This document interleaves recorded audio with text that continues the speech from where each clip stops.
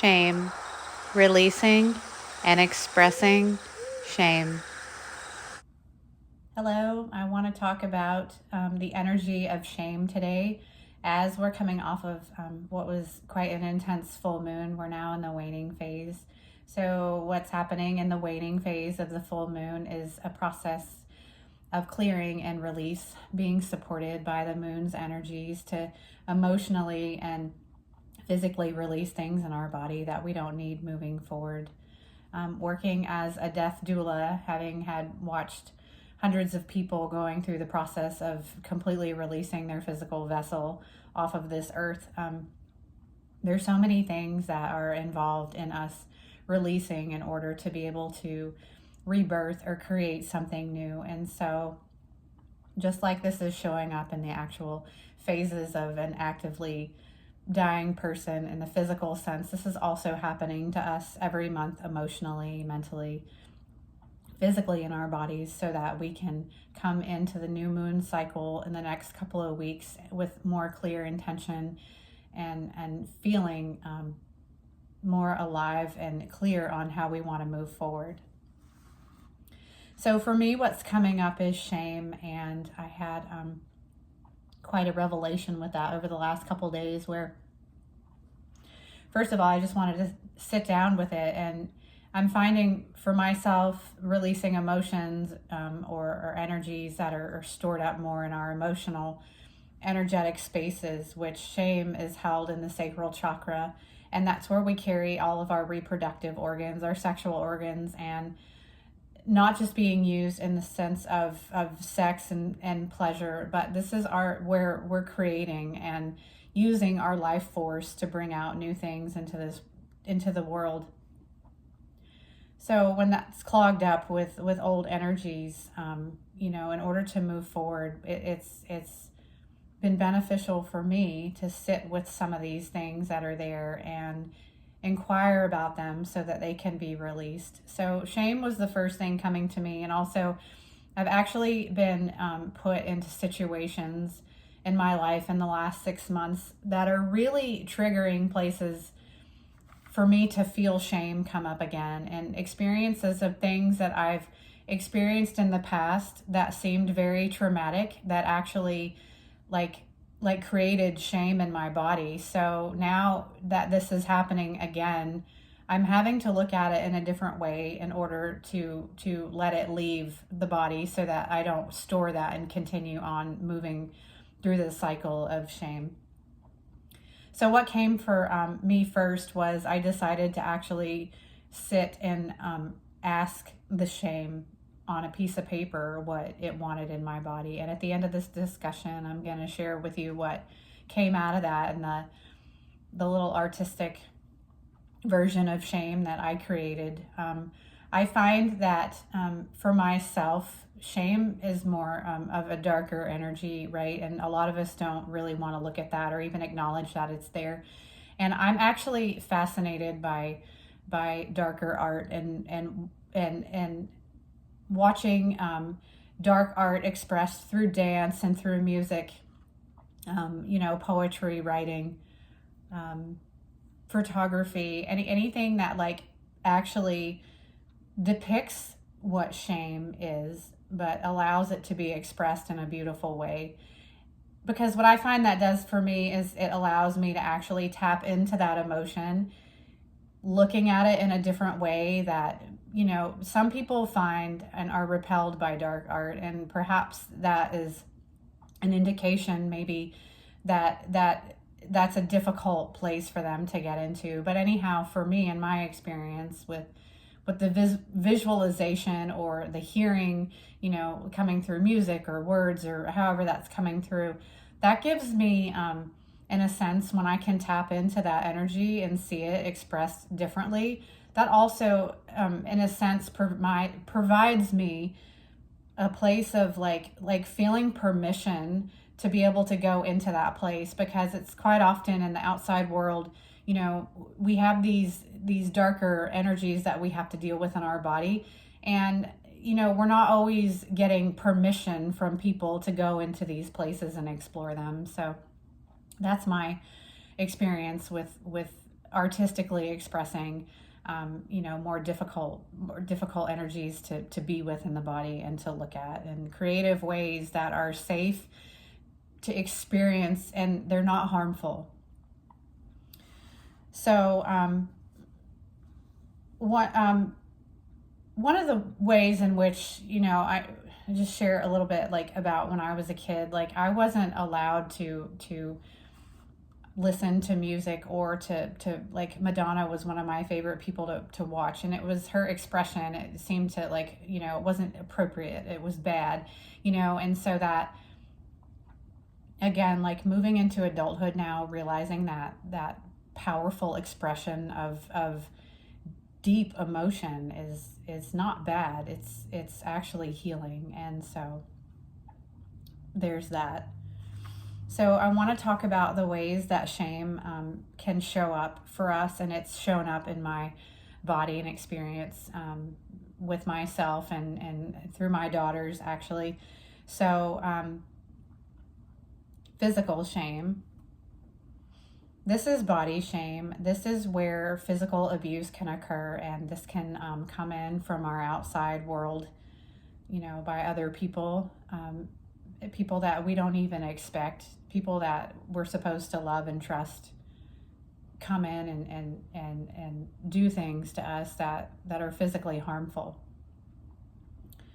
This can also come in through actual self-harm inflicted by our own selves.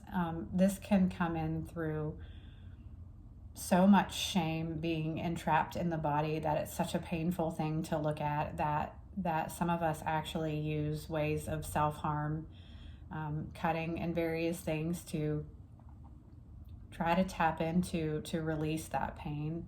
There's a lot of shame placed around this. While it's dangerous, it's also deeply rooted in physical hurt that's been held and trapped in the body, that's not been able to be released, seen, or heard by somebody outside of us. Addiction, where we're numbing out these places in our body that we're embarrassed of or have suppressed. We use addictive tendencies such as drugs and alcohol. This also can come in as harmful distractions, too much television, too much phone, too much scrolling the internet, where we're not giving ourselves actual time to show up into the space to deal with these feelings. Another form of addiction that can come in is over caregiving, sacrificing yourself, or not even necessarily sacrificing yourself, but like overextending yourself to try to take care of someone else. And that can become an addiction in the unconscious way of seeking the exchange for that would be receiving love from somebody else. And quite often when we're extending ourselves in these over caregiving situations, we tend to think that love is going to come in and fix and suppress all these places of pain in our body, but they don't. It's not a fix for that, the over caregiving. Mental shame, which is belittlement of the self. This can be received by others also, but in your own mental space where you're talking very negatively to yourself and criticizing yourself. And again, this comes from a place of holding shame, embarrassment, fear in the body. Gaslighting, something having the power to make you believe that something is actually different from reality. So this can come out of left field. It's hard to see coming, and it makes you question everything. It makes you question yourself. It makes you question them. It makes you question your choices, and then like moving forward, holding on to that experience. Perhaps you have realized that this has happened to you, and then you hold on to that in the body, and it makes it very difficult to mentally be able to establish like trust within your own self now after this. And again, over questioning yourself, not trusting your choices and your actions. This comes from holding on to these experiences in the body where, again, we weren't seen or we weren't heard. Suppressing your voice and not being heard. probably perhaps something has occurred that has resurrected shame to be in your body. You tried to speak about it before and you weren't seen, you weren't heard, you weren't acknowledged for any of this. Emotional shame, judgment of the self, and also judgment coming from the outside world. This can show up where we feel a certain way and we try to express that outwardly, or something has happened to us and we've tried to express that outwardly. And again, our feelings are not being validated, but now at this point, what's most important is anymore. I've learned I don't need the validation of somebody else for my emotional state and my emotional well-being. It's nice to have that, and that is actually available. But if it doesn't come in the moments that we need it, the most important thing that you can do to care for yourself is just to give yourself validation for how you're feeling. The more that we don't validate the way that we're feeling about something, regardless of what the situation is, then we'll begin to fester more shame in our bodies of another time, maybe later down the road, where the same emotion comes up. We're not able to express it because now we're embarrassed of how we felt. Toxic positivity, not allowing yourself to go into anger and sadness. And this comes from emotional unavailability, generally that we received sometime in life, but as you know, we're moving into adulthood, being unavailable to yourself emotionally and just trying to say, oh, well, I'm just going to use positive thinking. Like that's not beneficial. Like you're just suppressing that emotion more and more in your body. Not everything is happy and rainbows and sunshine all the time. And you can't maintain that place forever unless you actually tap into some of the more uncomfortable things. And again, the reason for this way of being again is not having validation from ourselves or from our others giving us permission to get into these places. Suppression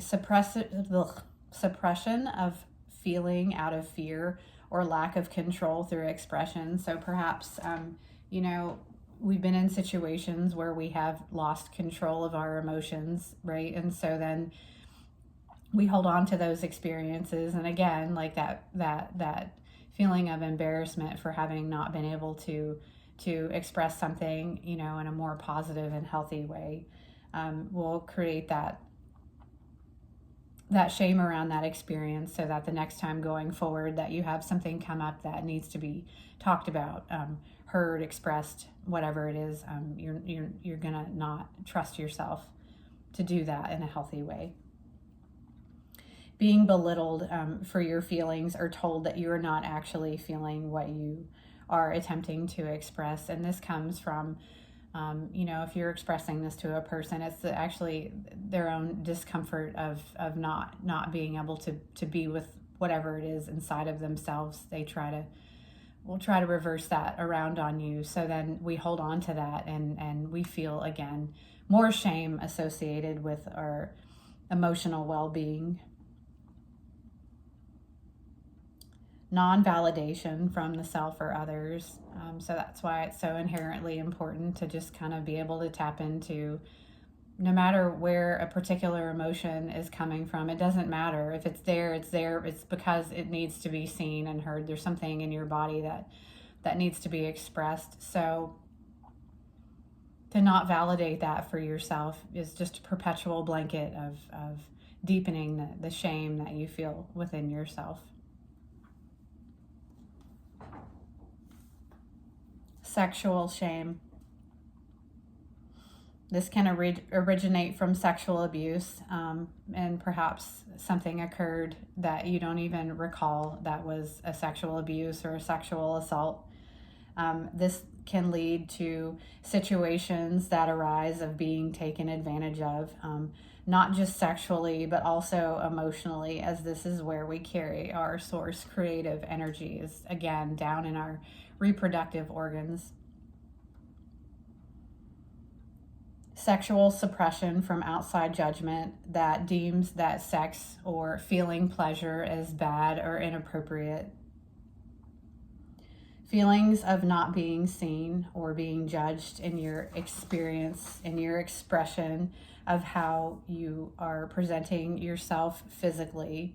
This is how we express ourselves into the world, by how we dress, by the way that we look physically.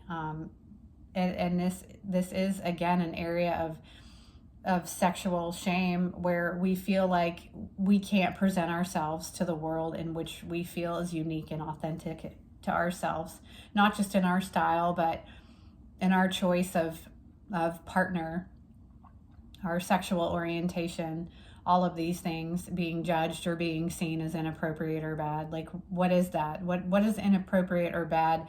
If you're not out to harm someone else, and if you are someone who is more sexual natured in their expression, using discernment and like how you express that, and particular public places, that's important. But like completely denying yourself of showing up to who you are and your style and the way that you express yourself and through your art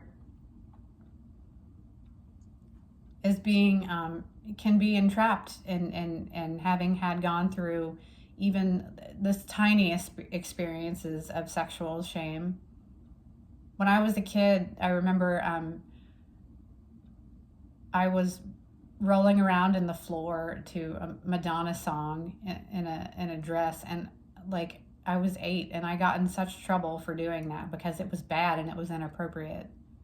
So we have to think about like these experiences and what's not bringing harm to someone else, and like, is this really true? Is this something that's bad, or is it something that we're being judged by?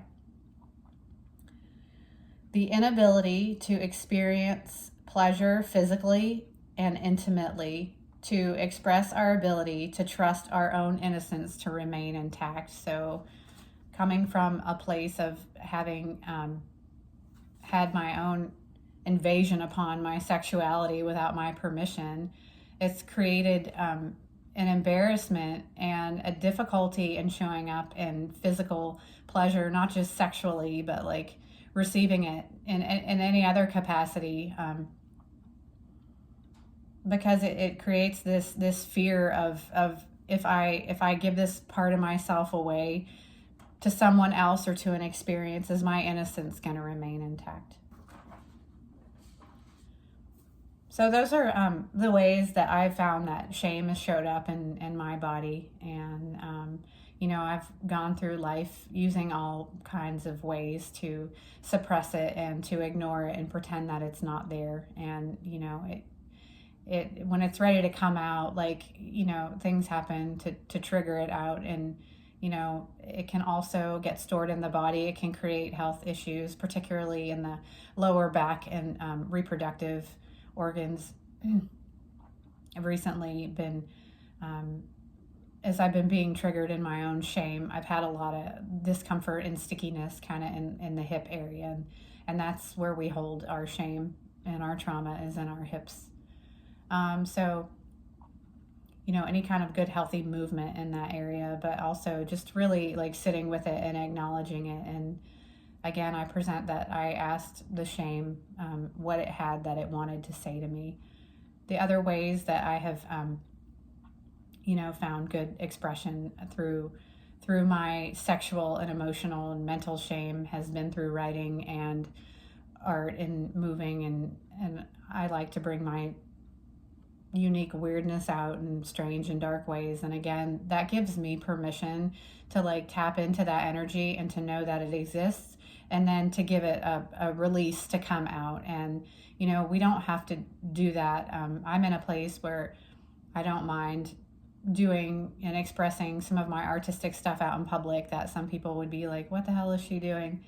I don't even care anymore about other people's opinions. And maybe some of us aren't even comfortable with that, but like an activity too for myself that's been really hard, and I challenge you to do this. Stand in front of the mirror naked. Stand there and tell yourself that you love yourself, or look at yourself and see what comes up. Because if it's negative, you need to actually have that experience so that you're aware of wow, look at how I'm feeling about myself, being vulnerable and being naked. I find that a very important and self-healing activity, because over time, the more that you can stand in front of the mirror and look at your own self naked, the more that all of your vulnerability will be able to more freely express itself outwardly. And just knowing that this is not something that you need to keep entrapped in your body, to be curious and to be gentle with it, but to release it. Holding the shame in the body is quite often the biggest blockage and prevention in being able to create something new, because we can't create something new if we're embarrassed, and sometimes we don't even realize that's there. So I hope all this brought some awareness around shame and what that is, maybe how it got there, what it could look like, and maybe some ways of releasing it that you hadn't even contemplated with yourself, that you would allow yourself to tap into. So thank you for listening. I hope this was healing. My sweetest shame, come sit with me while I befriend you. Come speak to me as I receive your voice. Please tell me how it is that I can support you, hold you, and love you so that you may be free. It is me, your shame. I came to you in childhood when your precious wonder and innocence was invaded upon beyond your control. When no one would listen to your injustice, I settled in your body in a cobweb of self-blame and fault. Over time, I grew. I impeded upon the joy and the expression that was rightfully yours. Over time, I grew so expansive inside of you that it would be seemingly impossible for what was once purity to have the capability to dance in her living, true magic. Because of what you were told by those around you, your pure heart began to believe the lies, and you created this for your life all around you. Your family, your church, your teachers, and your friends all began to cast out the magic and the innocence of your truth, an unique blueprint. You couldn't be seen or heard for the light that you truly are. Although few with pure intention tried to help you, I grew larger webs, entrapping any hope of movement and creation that happens in a space that was once pure. Over time, I turned into addiction, into self-blame, into bad relationships. And this was to numb out the pain from the loss of something so sacred. I grew into a greater story of victimhood, abuse, and the belief that you were not enough. I was an active source of belittlement of your body, the lack of pleasure you experience in intimacy, and the invalidation of your worth that is mirrored in your place of money. I am here again, waving to you now the flag of surrender. I have manifested as inflammation in your body, and this final hardship to ask you to please love me enough to let me go. Love all that we have been through. Love all of the places that you have denied what illuminates your heart and all of what brings you pleasure. Love all of the moments, even when they come to you in the past, to bring you your desires that you were just uncertain of how to love and to be loved. I come to you to say, please let me go, so that you can express once again the innocence and the untamed wild love that you truly are. Let me go.